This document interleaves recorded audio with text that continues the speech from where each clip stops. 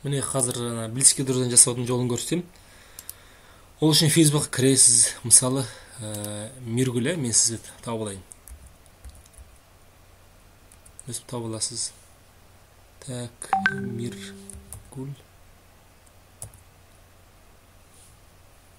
Миргүл Мәлелова ма еді? Мәселева.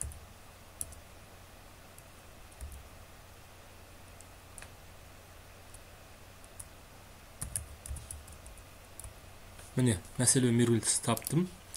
Сосын сізге өтемін де, мына жерде друзья деген бар не. Содан міне близкий друзья деп осын басам. Болды. Сосын сіз не жаздыңыз бәрін Facebook айта қояды. Міне сіздің досыңыз видео жазды, сіздің досыңыз поделить етті, сіздің досыңыз фотосын ауыстырды, сіздің досыңыз профилін обновить етті, бірдеңе істетті. В общем, сіздің бүкіл қимылыңызды айтып отырады. Өстіп, бүкіл біріміз тауып өстіп басамыз. Сосын жалғыз біріміз емес, бүкіл бизнес бастауда жүрген ішінде командасы да бар, студенттер де бар.